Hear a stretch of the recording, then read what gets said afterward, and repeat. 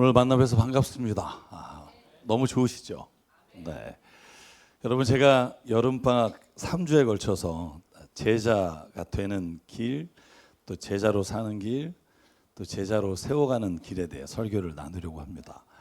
여러분, 지난 주일에 제가 우리 그리스도인은 나를 창조하신 하나님, 내가 우연히 생긴 존재가 아니라 창조주 하나님이 창조하신 하나님의 자녀구나라는 걸 우리가 깨닫게 되는 은혜를 체험한다고 말씀드렸습니다.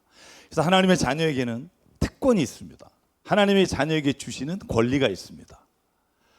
그 하나님의 자녀에게 주시는 그 기쁨과 그 은혜를 누리며 살아가기를 주의 이름으로 축원합니다.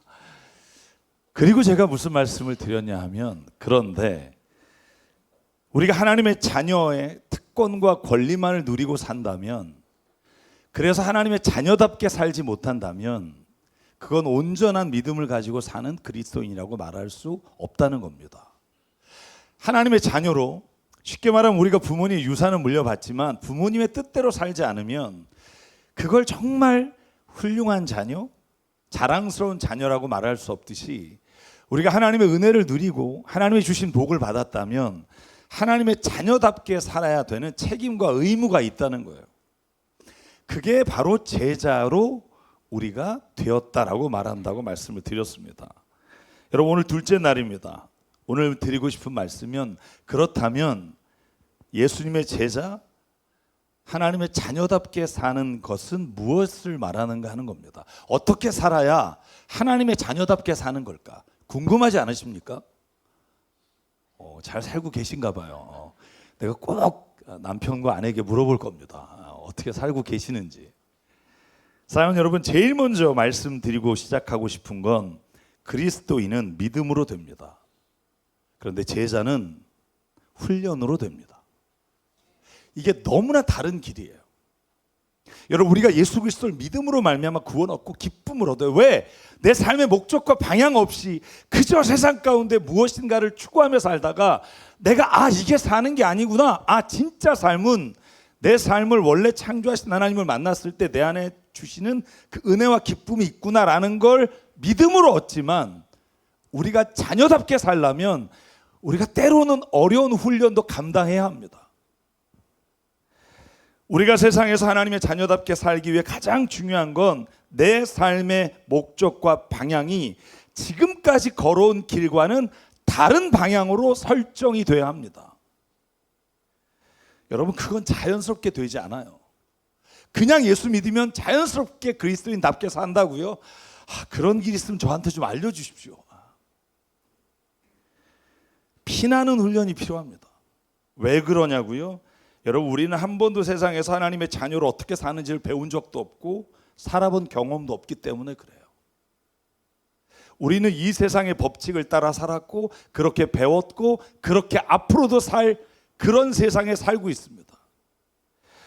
여러분, 세상은 양육강식의 전쟁터이고 살아남기 위해 누군가와 경쟁해서 이겨야 하고 승리한 사람만이 누릴 수 있는 특권을 누리고 사는 걸 성공이라고 말해요. 그리고 그렇게 사는 사람을 잘 살았다고 말해요. 우리가 이때까지 배운 거고, 여러분, 우리가 그리스도인이 되고 난 이후에도 그 삶을 살아가요. 그러니까 우리에게 언밸런스가 나타나요.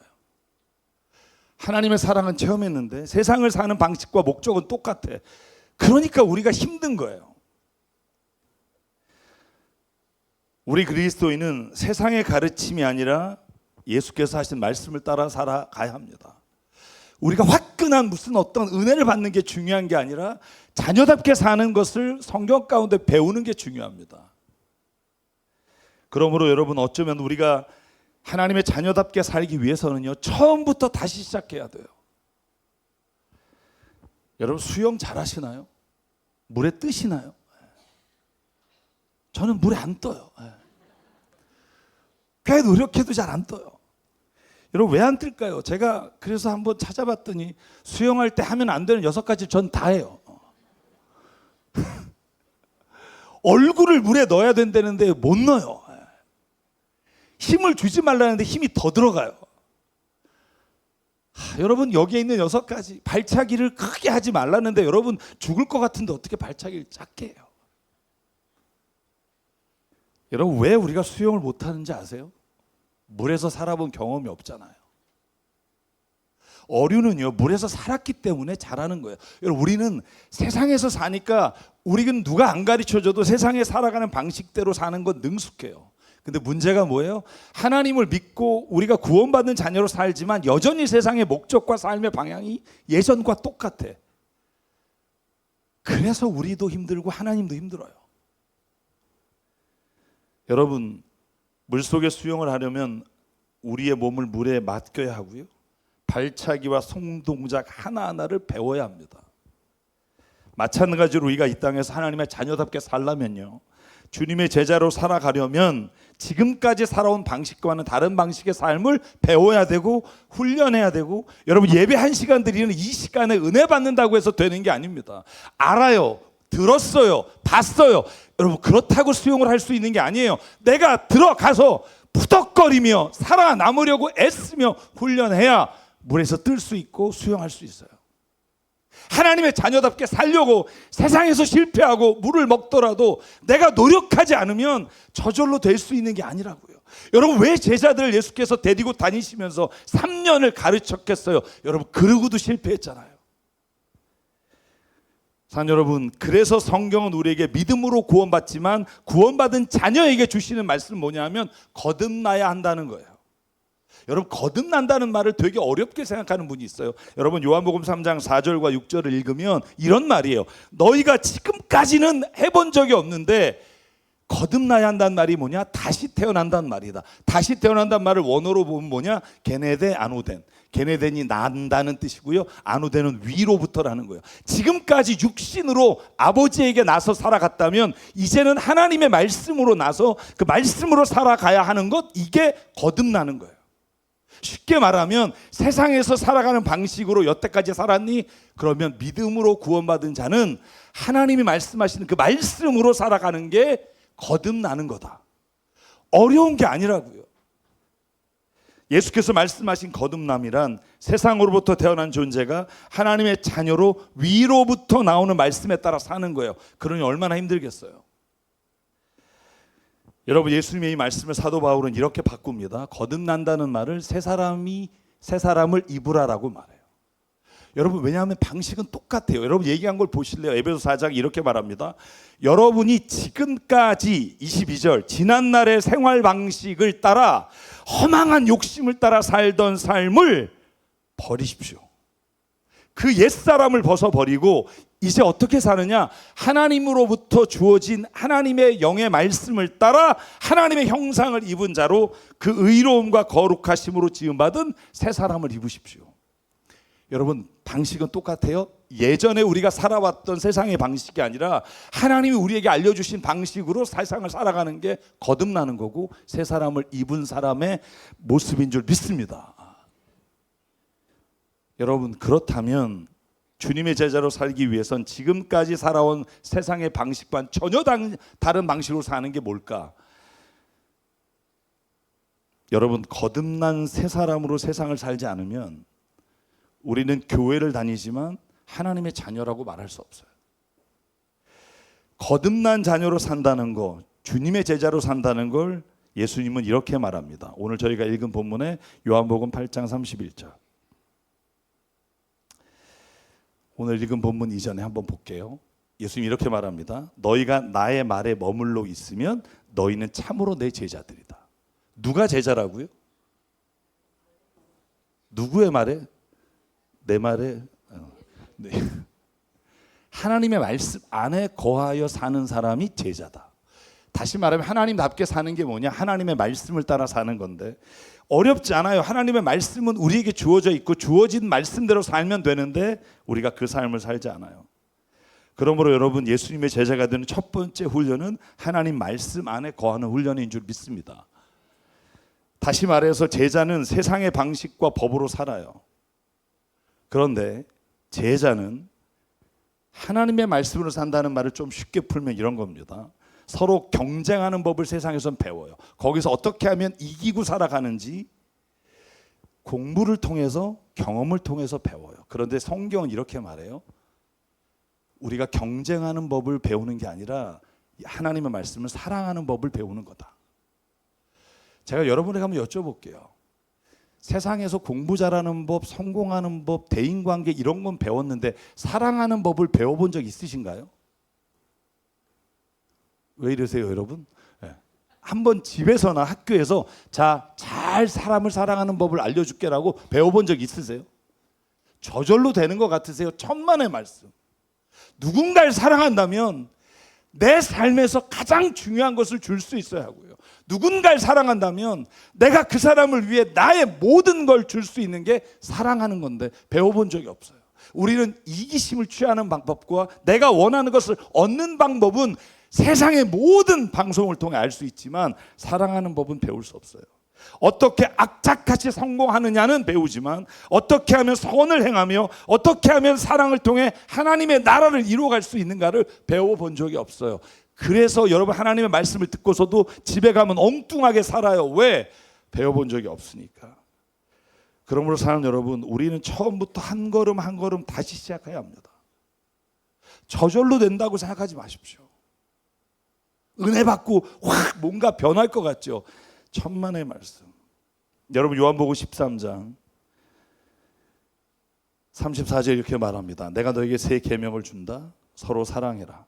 내가 너희를 사랑한 것 같이 너희도 서로 사랑해라. 너희가 서로 사랑하면 모든 사람이 그것으로서 너희가 내 제자인 줄을 알게 될 거다.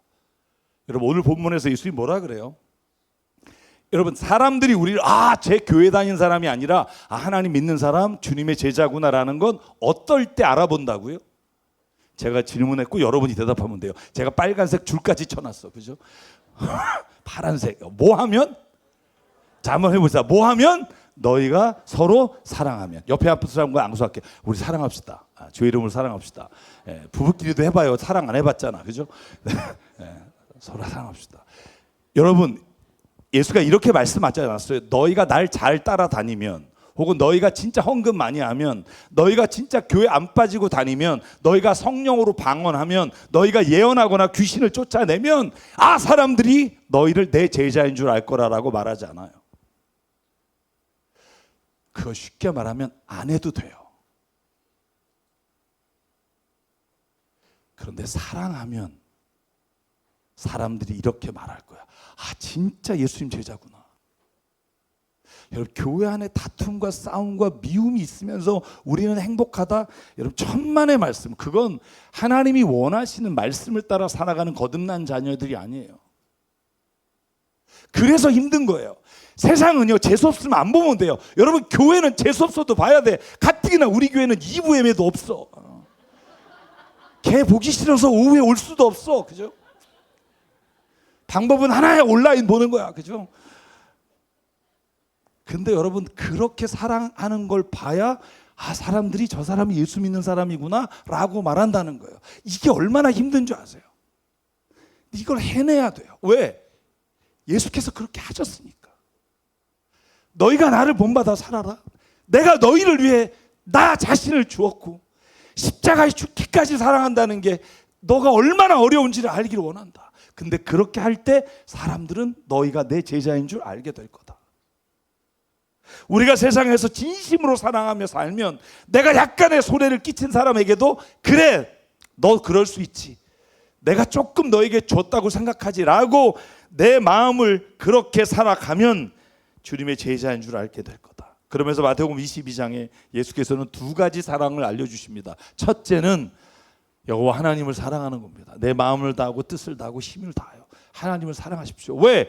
우리가 사람을 사랑하는 근거는 내 사랑이 아니라 내 입맛에 맞는 사람을 좋아하는 게 아니라 하나님이 자녀라고 불러주신 자, 때로는 연약하고 넘어지고 때로는 나에게 막말을 하는 그 사람도 하나님은 사랑하기를 원하신다.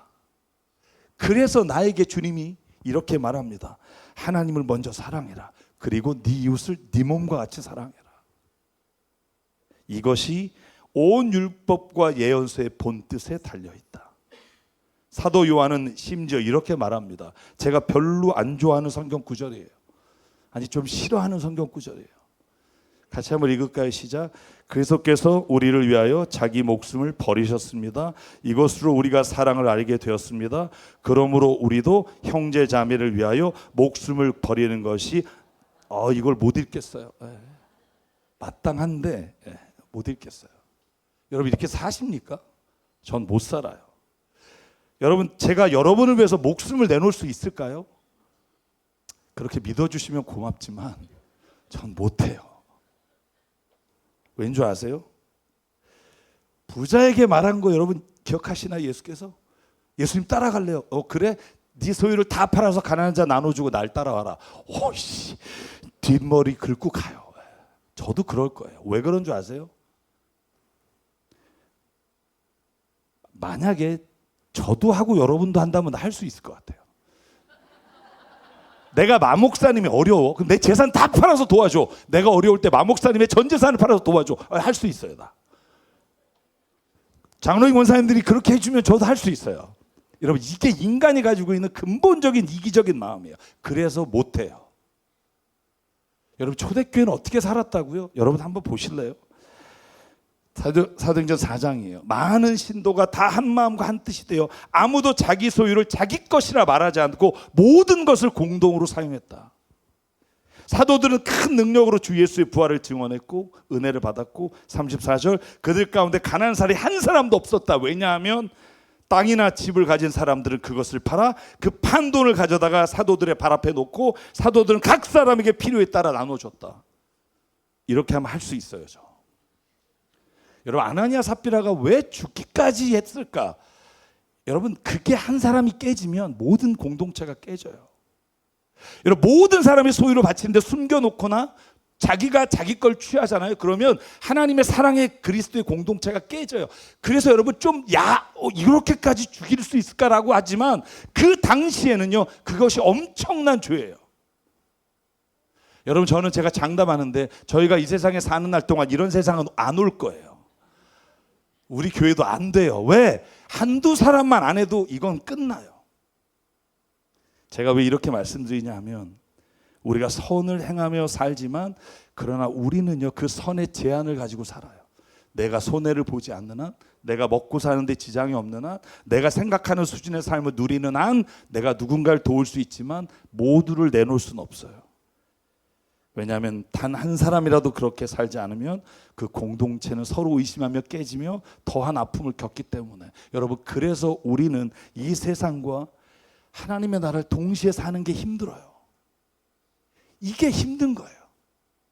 세상을 살아갈 때 세상의 법을 살아야 하지만 세상을 살아갈 때 하나님의 법으로 온전히 내어주면 당하기 때문에 손해보기 때문에 그렇게 살기가 너무 힘들어요. 그래도 여러분 그래서 예수께서 하신 말씀이 뭐예요? 다 내어주라가 아니라 예수께서 이렇게 말합니다. 마태복음 6장 무엇을 먹을까 입을까 마실까 걱정하지 마라.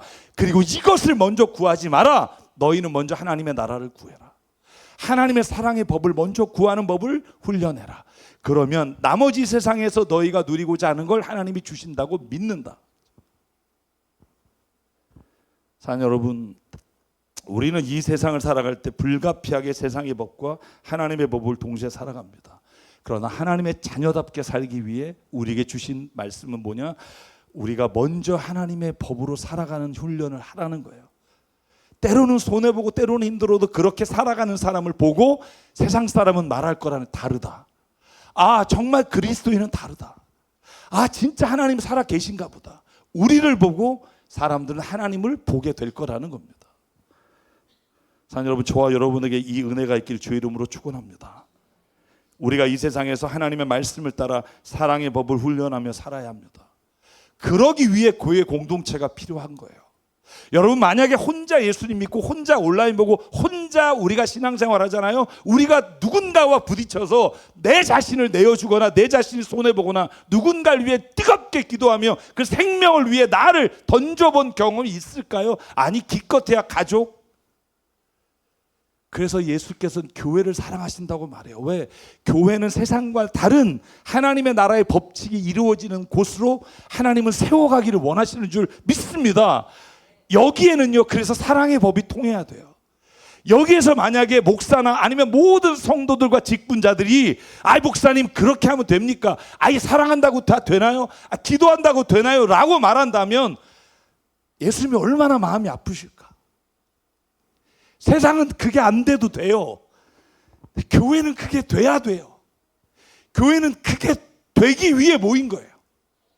내가 조금 힘들어도 하나님의 그 사랑의 그 은혜를 나눌 때 여긴 다르구나 라고 하는 걸 보여주기 위해 교회가 모인 거지. 우리가 모여서 큰 교회나 짓자고, 우리가 모여서 우리는 이 정도 모인다고 자랑하려고 모인다면 여러분, 그건 교회가 아니라 그냥 세상의 단체예요. 제가 지난주에 설교할 때 말씀드렸죠. 교회 멤버십 회원이 되는 게 아니라 교회 제자가 돼야 합니다.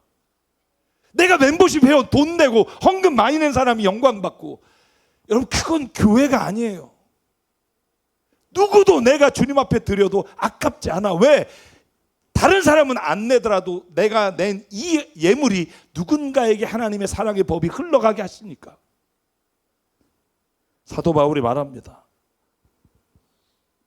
그대가 이런 교훈으로 형제자매를 깨우치면, 디모데전서 4장, 그대는 믿음의 말씀과 그대가 지금까지 좇고 있는 좋은 교훈으로 양육을 받아 그리스도 예수의 좋은 일꾼이 될 것입니다. 그러므로 저속하고 헛되는 꾸며낸 이야기를 물리치십시오. 경건함에 이르도록 몸을 훈련하십시오. 8절만 읽을까요? 시작. 몸의 훈련은 약간의 유익이 있으나 경건 훈련은 모든 면에 유익하니 이 세상과 장차 올 세상의 생명을 약속해 줍니다. 아멘. 가정을 왜 주셨을까? 사랑을 훈련하라고 주신 거예요. 다른 사람을, 모든 사람을 사랑할 수 있는 능력이 안 돼. 그래서 하나님께서 너의 가정을 정말 사랑하고 너의 가정에 하나님의 은혜가 있게 너를 통해 축복의 통로와 사랑의 통로가 되게 하라. 왜 교회를 주셨을까요? 공동체마다 다 하나님의 뜻대로 살기 어렵지만 예수 그리스도를 믿고 예배드리며 기도하는 너희들에게는 이 사랑의 법이 통하는 곳이 되기를 원한다. 사랑하는 성도 여러분, 하나님의 자녀는 하나님의 나라를 위해 훈련하는, 사랑의 법을 훈련하는 장소가 되어야 합니다. 내 마음에 들고 내 편이라서 좋고 나를 좋아하는 사람을 만나는 게 아니라 하나님이 보내주셨으니까, 때로는 그 사람이 내게 짐이 되거나 어려움이 돼도 나는 그 사람을 사랑하는 훈련을 하겠습니다. 그것이 교회입니다. 너희가 서로 사랑하면 사람들이 너희가 내 제자인 줄 알리라. 여러분, 이 말씀이 저와 여러분에게 주시는 말씀이 되기를 주의 이름으로 축원합니다. 그런데 사랑하는 여러분, 제가 여러분에게 질문 드릴게요. 교회 좀 오래 다니신 분들, 처음 다니신 분들 좀 어려울 거고요. 대답해 보시죠. 여러분 새 사람이 되셨습니까? 교회 왜 다니니? 뭐 이러고 여러분 새 사람이 되셨습니까? 틀렸습니다. 제가 이렇게 약간 트위키하게 말씀을 드린 이유는 새 사람이 되는 경우는 없어요. 여러분, 우리가 왜 하나님의 자녀답게 살아가려 애쓰지만 넘어지고 무너지는 줄 아십니까? 왜 우리 믿는 공동체 안에 갈등과 미움이 때로는 있는 줄 아십니까? 내가 새 사람이 됐다고 생각하기 때문이에요. 여러분, 새 사람이 되는 거, 하나님의 나라를 이루고 사는 건 천국에서나 가능해요. 우리가 이런 얘기 흔히 많이 들었을 거예요. Already but not yet. 하나님이 우리를 자녀 삼아 주시고 하나님의 나라를 이루셨지만 아직은 온전하지 않아요. 제가 이렇게 말씀드리는 이유는 신앙생활을 오래 하면 할수록 내가 주님의 제자로 살 능력이 있다고 생각을 해요. 그래서 넘어져요. 그래서 다른 사람을 지켜보지 못해요. 다른 사람이 실수하는 걸 용납하지 못해요. 그러나 여러분, 성경이 말하는 대답이 뭐냐면 우리는 결코 내가 변할 능력, 새 사람이 되어서 사는 게 아니라 매일매일 성령에 의지하여 그 말씀에 순종하며 사는 게 하나님의 은혜로 사는 자여야만 우리가 하나님의 거듭난 자녀로 살아갈 수 있다는 거예요. 여러분, 내가 이미 난 됐어. 나는 이제 하나님의 제자야. 나는 하나님의 자녀답게 살아. 그렇게 내가 확신하는 순간 다른 사람이 어떻게 보이는 줄 아세요? 다 내가 가르쳐야 될 대상으로 보여요. 근데 여러분, 사도 바울이 말했죠. 너희가 섰다 할 때 조심해라. 넘어질 거다. 여러분, 제가 오늘 요한복음에 저희가 읽은 본문의 마지막 대목을 같이 나누고 마치려고 해요. 여러분, 베드로가 뭐라 그래요? 예수님께. 예수님이 이제 십자가의 길을 걸어간다고 말하니까 베드로가 이렇게 말합니다. 예수님, 내가 왜 못 따라간다고 말합니까? 나는요, 주님을 위해서라면 내 목숨도 바칩니다. 여러분, 이게 내가 할 수 있다고 믿는 신앙인이에요. 내가 제자고 난 이제 이 정도면 나는 와 내가 이렇게까지 사네? 가끔 자기한테 놀랄 때 있잖아요. 그것도 없어요? 어쩌면 좋아. 가끔 있잖아요. 아주 가끔 막 10년에 한 번 이런 거 그죠? 가끔 내가 이렇게 사네 그죠? 여러분 그렇다고 해서 내가 제자가 된 게 아니라 내가 성령의 그 순간에 순종했을 뿐이에요. 그때는 순종했는데 내일 또 순종할 거다? 여러분 장담 못해요. 왜? 우리는 그 상황과 그 대처할 수 있는 능력이 없어요. 여러분 베드로가 이 거짓말로 했겠어요 예수님께? 아니요, 내가 진짜 목숨을 겁니다 라고 말했지만 막상 여러분 예수께서 십자가를 지고 채찍에 맞고 침뱉음을 당하는 현장을 보니까 두렵잖아요. 얼마나 두렵겠어요. 예수 제자냐? 아니야 나 몰라 라고 말할 수밖에 없죠. 왜? 그런 상황은 생각해 보지 않았거든요. 여러분 우리가 수영장에서 수영할 때하고 강에서 수영할 때하고 바다에서 수영할 때가 다 달라요. 여러분 수영장에서 100m 갔다고 바다에서 100m 갈 것 같으세요?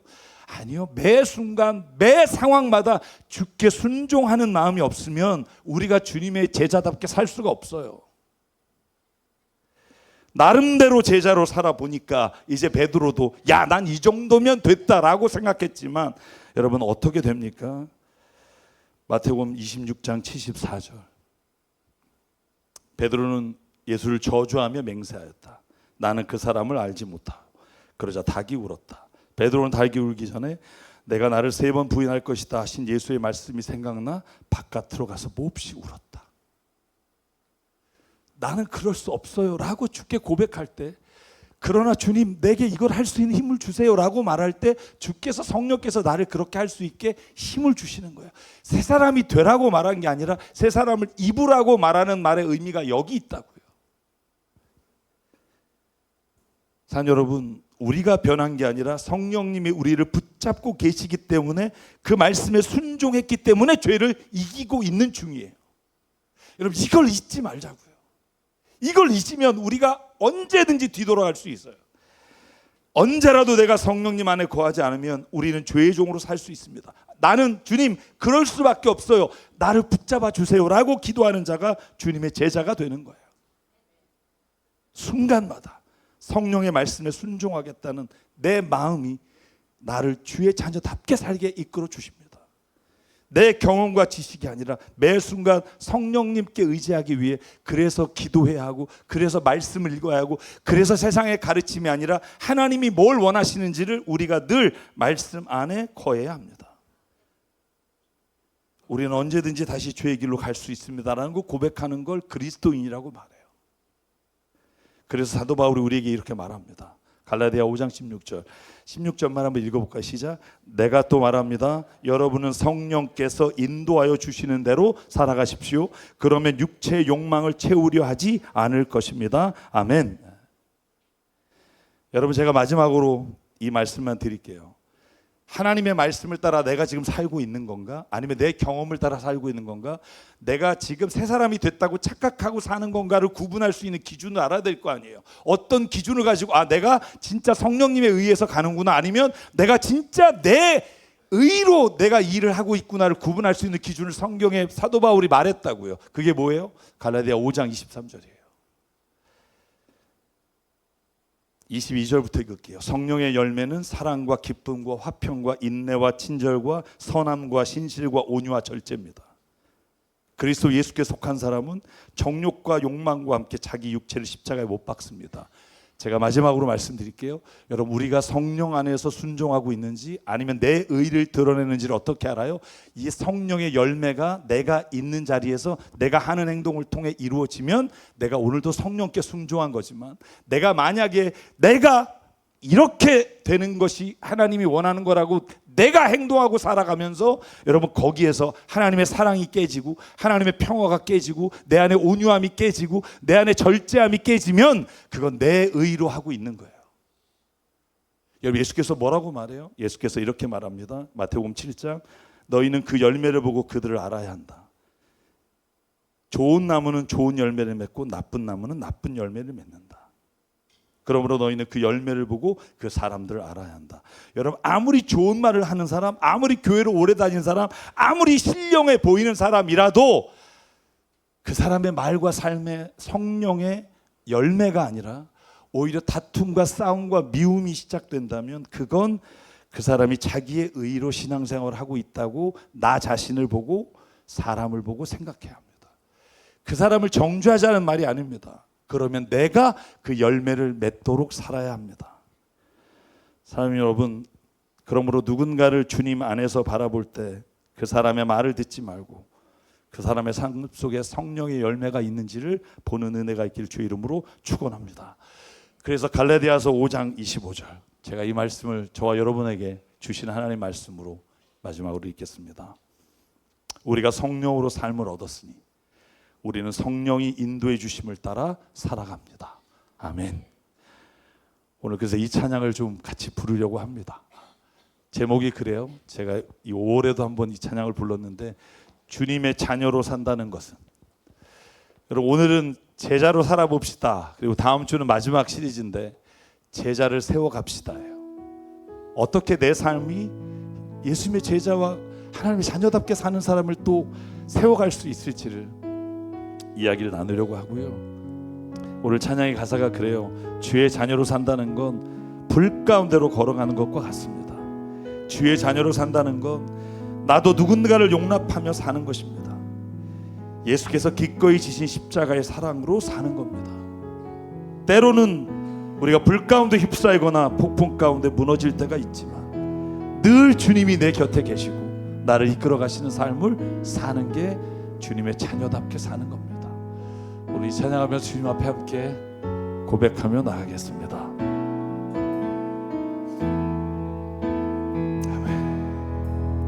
주의 자녀로 산다는 것은 불 가운데로 걸어가는 것, 그 속에서 진실하게 날 지키시는 그 손길을 경험하는 것. 주의 자녀로 산다는 것은, 주의 자녀로 산다는 것은 바다 위로 걸어가는 것, 내 온몸을 덮쳐오는 폭풍 속에서 잠잠히 주 바라보는 것, 때로 물 가운데 휩싸일 때도 폭풍 가운데 무너질 때도 주님 내 곁에 함께 하시네. 가장 가까이에 함께하시. 우리 일어나서 3절 4절 부를게요. 주의 자녀로 산다는 것은 나도 그들을 용납하는 것, 나를 위해 달리신 십자가 사랑, 그 사랑으로 살아가는 것. 주의 자녀로 산다는 것은 주님과 함께 동행하는 것, 주께서 지신 십자가 기꺼이 지고 주와 함께 걸어가는, 때로 불 가운데 휩싸일 때도 폭풍 가운데 무너질 때도 주님 내 곁에 함께 하시네. 가장 가까이에 함께 괴로울 가운데 휩싸일 때도 폭풍 가운데 무너질 때도 주님 내 곁에 함께 하시네.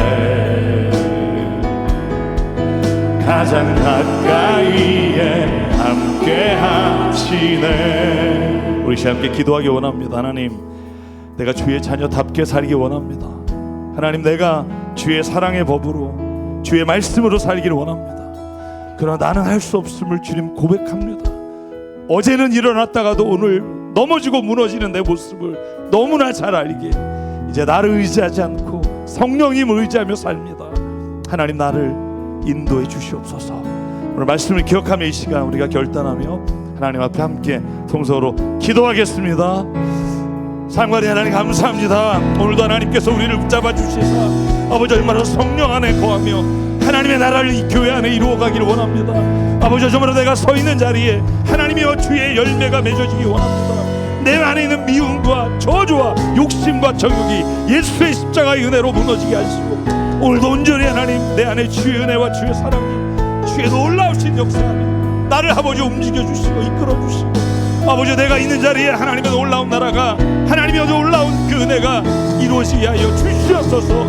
아버지 정말로 너무 연약하고 생각하는 것이 늘 죄와 싸우며 아버지 정말로 넘어질 때가 얼마나 많은지 모르고 하나님 나를 붙잡아 주시고 나를 주의 영으로 이끌어 주시사 주의 자녀답게 주의 제자로 살아갈 수 있도록 아버지 하나님 역사하여 주시고 이끌어 주시옵소서. 오늘도 하나님 오늘도 그 제자로 살아가도록 이끌어 주시고 인도하실 줄 믿사오며 예수 그리스도의 이름으로 간절히 기도합니다.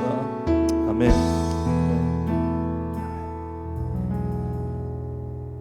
사랑의 하나님, 어제 나의 자랑스러운 모습이 오늘은 가장 부끄러운 모습으로 변하는 나 자신을 의지하지 않기를 원합니다. 변함없으시고 우리를 향한 계획과 그 사랑이 영원하신 하나님의 사랑, 그 성령 안에 거하며 살기를 원합니다. 아버지 하나님, 우리가 그리스도인으로 살아가는 이 땅 위에 많은 사람들이 우리를 보고 아 주님의 제자구나라고 말할 수 있는 삶을 살게 하여 주시옵소서. 아버지 하나님, 우리가 서로 사랑하고 서로의 아픔을 서로가 감싸주고 서로가 힘들 때 서로가 주의 다리가 되어 그 사람에게 함께 해주고 아버지 하나님, 세상은 그렇게 하기 어려우나 아버지 주의 나라와 주의 뜻이 이루어지는 교회에 그 일이 이루어지도록 하나님 역사하여 주시옵소서. 그래서 하나님 우리를 보고 하나님은 계시구나, 아 허무한 삶이 아니라 진짜 이 사랑이 사람을 생명을 살리는 그런 하나님이 계시구나, 여러분 믿음의 자리로 이끌어가는 자 되게 하여 주시옵소서. 내가 꾸는 꿈이 무너질지라도 내가 계획한 모든 것이 다 바닥으로 내치어질지라도 내게 가장 귀하신 분 예수 그리스도가 계시며 그분이 나와 함께 하시는 삶이 있는 한 나의 삶은 가장 귀한 삶인 줄 믿사오니 하나님 오늘도 우리에게 그 믿음으로 살아가는 자 되게 하여 주시옵소서. 오늘도 우리에게 주신 생명과 시간과 달란트와 모든 물질이 주님의 것임을 인정하며 주님께 예물로 드립니다. 이 예물이 쓰이는 곳마다 하나님의 나라와 뜻이 이루어지게 하여 주시옵소서. 또한 하나님 우리가 섬기는 교회들과 또 어려움 가운데 있는 많은 교회들과 하나님 우리가 기도하는 선교사님 한 분 한 분의 그 가정과 그 열방에 하나님 동행하여 주셔서 그분들이 지치지 않고 주의 일하도록 역사해 주시옵소서. 이제는 우리 주 예수 그리스도의 은혜와 하나님 아버지의 무한하신 사랑과 성령님의 감동, 감화, 충만, 교통, 위로하심이 오늘 이 시간 하나님의 제자로 살아가기를 다짐하며 삶의 자리로 돌아가는 여기 있는 한 분 한 분 머리 위에 그 가정과 일터 위에 주님 세우신 교회 위에 지금부터 영원토록 함께 하시기를 간절히 축원하옵나이다. 아멘.